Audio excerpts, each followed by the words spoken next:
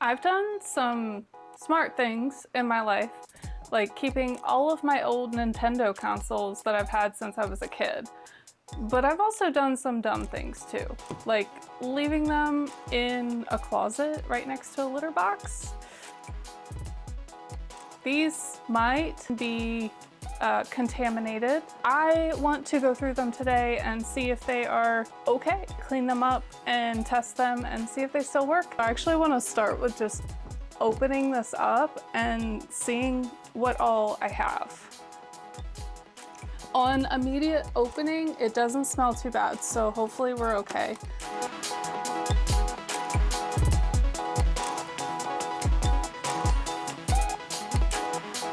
Here's the first console. My very first console, Super Nintendo. Oh, I have movies and books and stuff in here too. If you had a Nintendo 64 and you had one of these clear, like see-through controllers, you were the coolest. Here is my Nintendo 64, very dusty, but other than that, it doesn't look quite as dingy. And then the Gamecube, maybe the best chance of working, I'm not sure, but I am very excited to go through all of these and see if they work.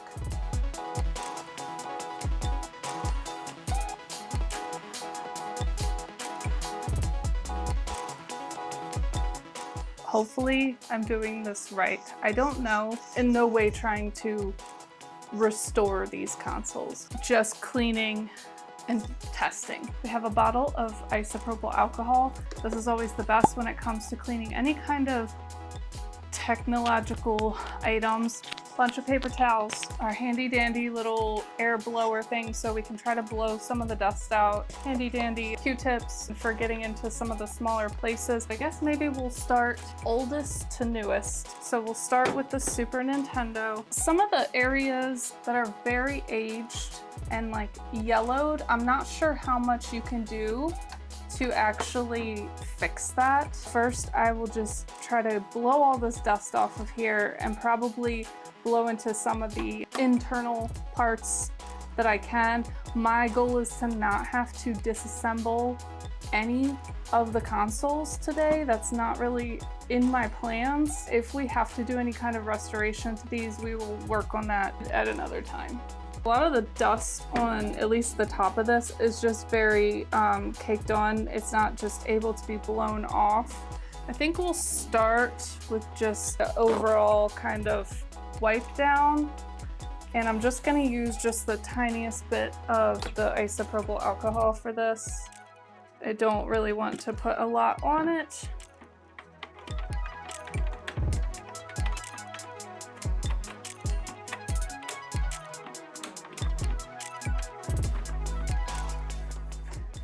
The eject button going down like that makes it a bit hard to really clean.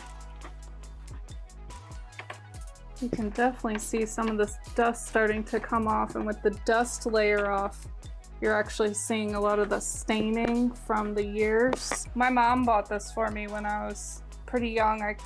I couldn't tell you the exact year, but it was already pre-owned. She actually got this from eBay, so I wasn't even the first owner to mess this up. Like I said, I've never done this before. I'm not sure how much can be done about the staining or these old scuffs. I'm not sure. If you know of anything that can help, let me know, and I can always do a part 2 of trying to do a better cleaning on these.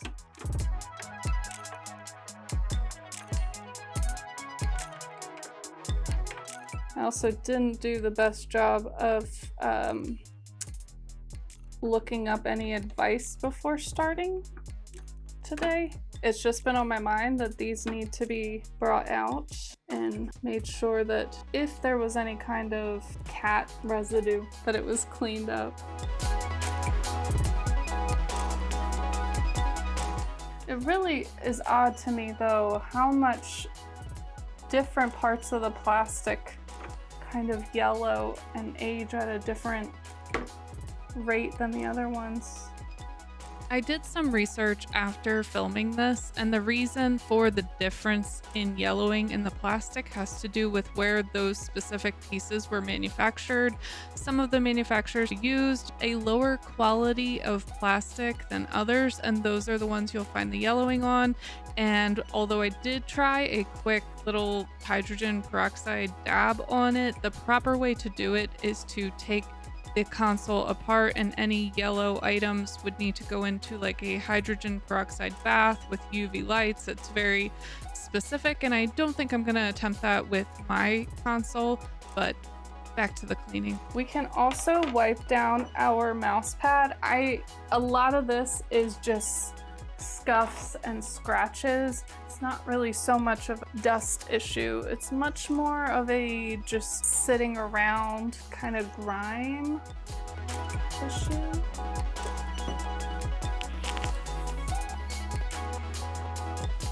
Now this one too might be good to try with the hydrogen peroxide. And this one, maybe if we needed to, we could even kind of set it down into like a dish or something and let it actually sit in the hydrogen peroxide. I don't know if that's a bad idea. Definitely would want to research that before I attempt it. Let's pull out the Nintendo 64. This one has a lot of dust. Like the Super Nintendo, my mom also gave me the Nintendo 64, but this time I'm pretty sure it was brand new to me. And if I had to guess the year that she gave it to me, I'd guess around 98 or 99.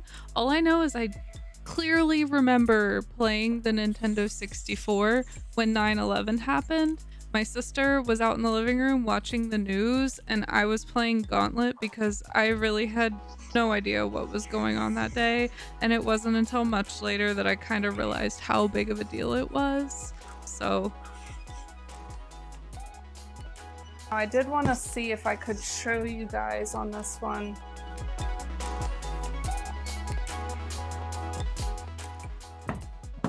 I don't know, it almost looks like rust. I just don't know how plastic could rust. So let's give this one an overall wipe down.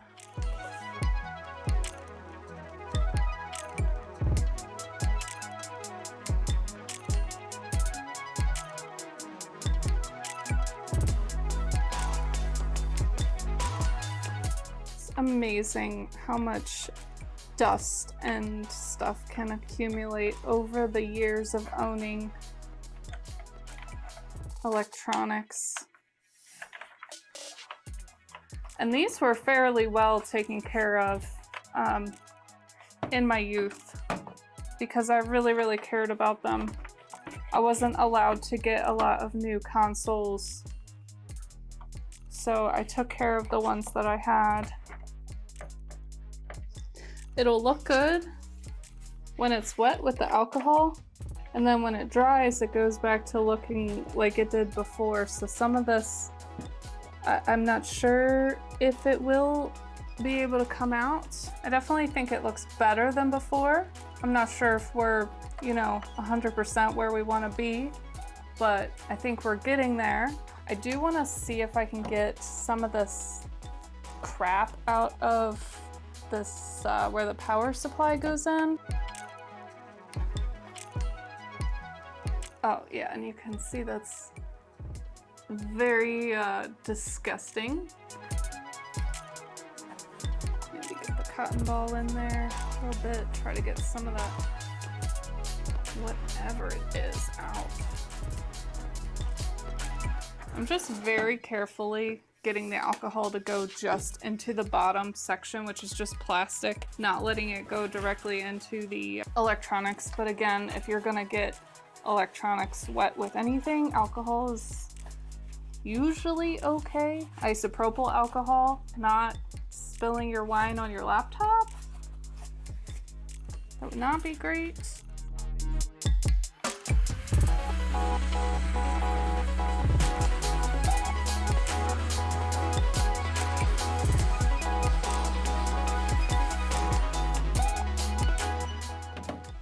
Not as many chunks flew out that time, so I think that was better. I can see like little bits here and there, but I don't think it's gonna affect the actual usability of the console. I'm going to set this one aside for now, and we will work on our last console.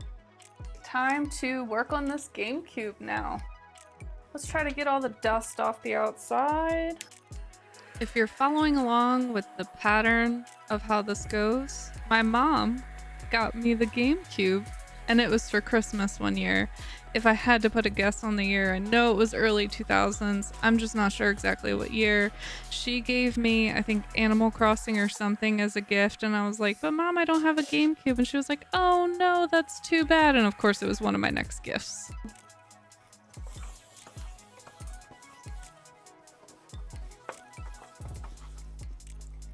At least the first little wipe down is pretty satisfying. Okay, and this one is going to need some internal cleaning as well of that CD area. I don't know if you could call it like a disc tray. It's not really a tray. This one is the newest and might need the most cleaning, to be honest.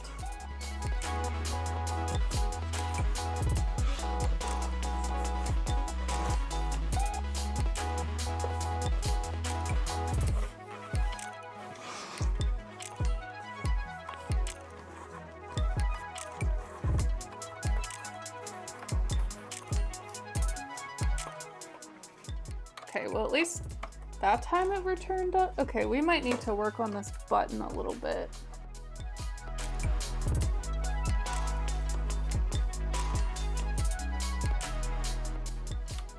Oh, this one's getting stuck too. Oh no. The power button works just fine. This one, if I remember, was like a reset button, so it's supposed to come right back up. So you can get the disc tray release button to come back up eventually if you keep pushing on it. Yeah, this is the reset and it is stuck down. Is that supposed to happen if it's not plugged in? Okay. I just needed to use my nail a little bit. Okay, so I'm a bit worried about these buttons. I don't want to get them stuck again. Maybe give it a good clean with some alcohol. Trying to get it kind of under the button a bit.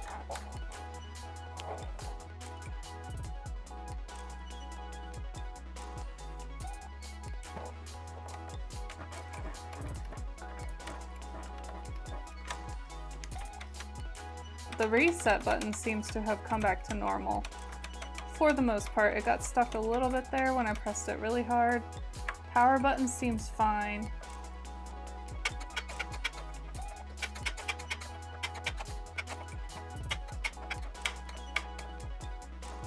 I feel like it's getting better, maybe. I don't know, with the alcohol or with use or what. Let me work on some of the details here on the top still.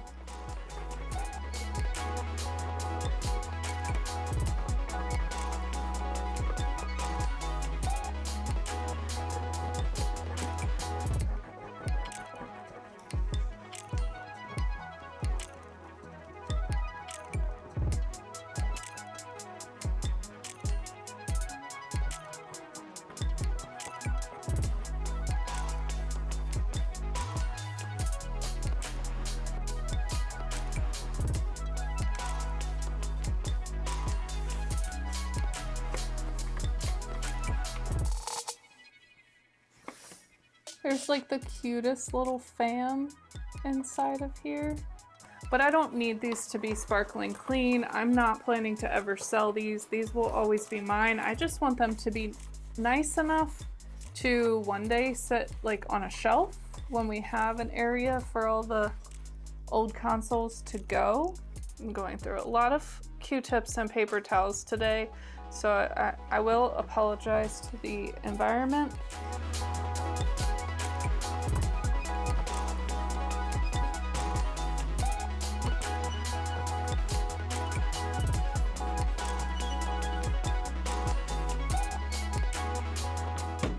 I'm gonna try to just kind of get through the accessories pretty quick. This is quite dusty. It was like this when I bought it. This was the fix. It works. I'm not gonna do anything about it, but I might need a new controller at this point. Probably the biggest issue we might run into with like the controllers is like the buttons sticking, kind of like we had on the Gamecube itself. Controllers, I think, would be a lot less expensive if we need to pick up some replacements, but I don't know. I haven't looked at pricing for controllers individually. All of the like retro game stores near me seem to have some crazy prices on things when I went there. With the lighting in here, I don't know how well you can see the disgustingness that was left on the paper towel. This one, it looks like, is not even a real Super Nintendo controller.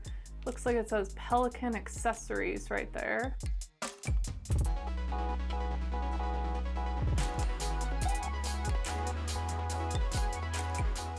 Very, very happy to report I have not smelled even one little bit of cat on these.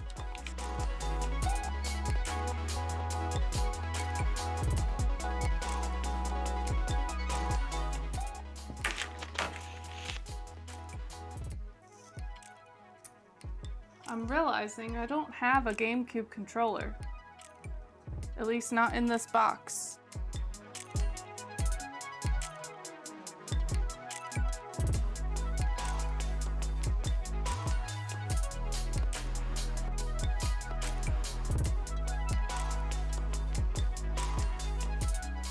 This is probably aged the worst out of everything.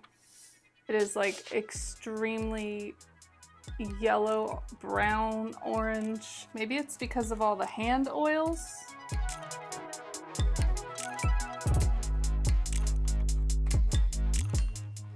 Now, kids, mice for computers used to come with this little ball inside of it. And this ball moving around on the desk was how it told the computer where you were moving your mouse to. And occasionally you would have to take this little ball out. You'd have to dust it off and clean it off because it would accumulate stuff or dust, and it would make the mouse not work very well.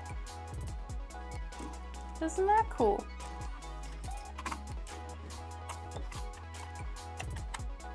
Then we came up with these newfangled optical mice.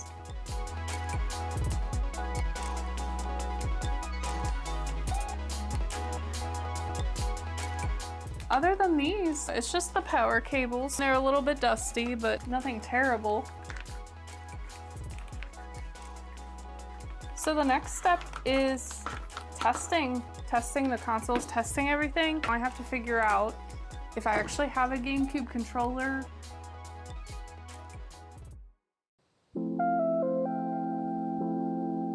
I wanted to test the GameCube first since I didn't end up finding a controller for it, so I figured it would just be, does it turn on and maybe can it read a game? So I'm kind of just sitting on the floor here, and I have an individual power cord for each unit, but I only have the one AV cable, so it'll be a pretty easy switch between them, and it'll just be hooking the power supplies up for each one.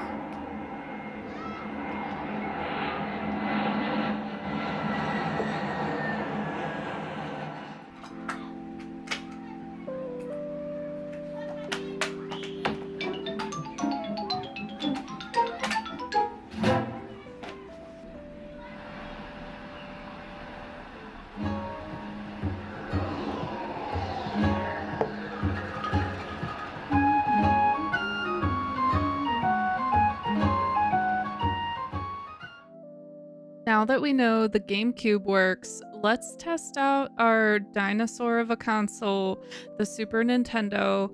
Hopefully, I remember to blow in the cartridge.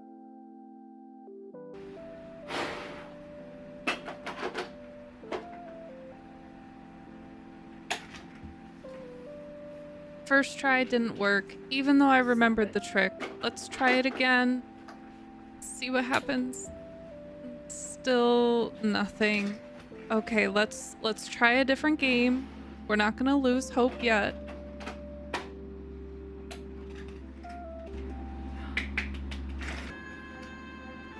Now comes the real test though. Do I remember how to play these games on these consoles? It's been so long since I've even held a Super Nintendo controller. Of course, I had to test out what all the buttons do, and the level came back to me super quickly, but still, I'm not really better than I was when I was a kid, so ooh, I'll work on it.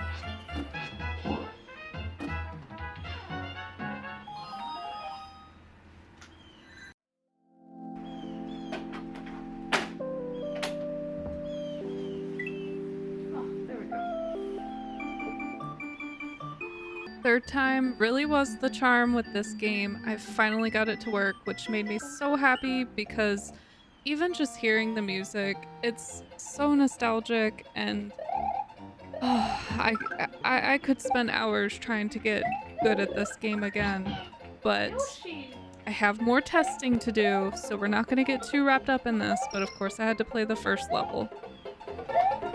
Oh no! Yoshi! Yoshi! No! Damn it! No, Yoshi!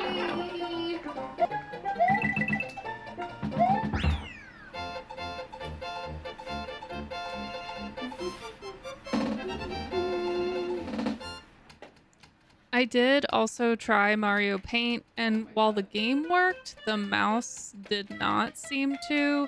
And of course, my groceries got delivered, so I got distracted and moved on from the Super Nintendo after this.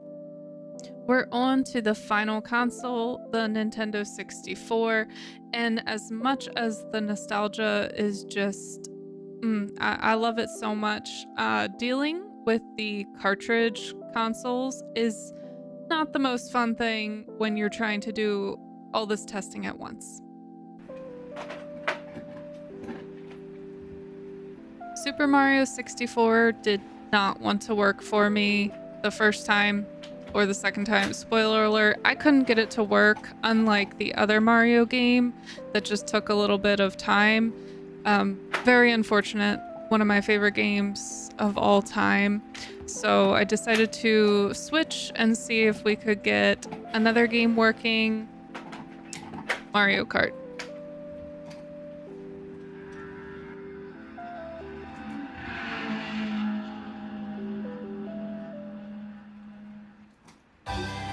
Welcome to Mario Kart. Let's go.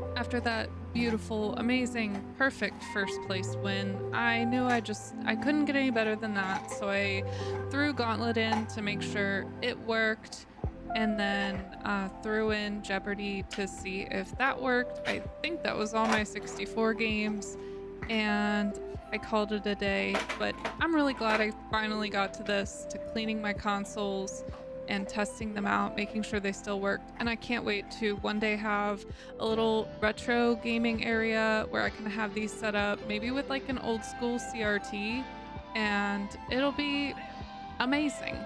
But thank you for watching. Okay, love you, bye.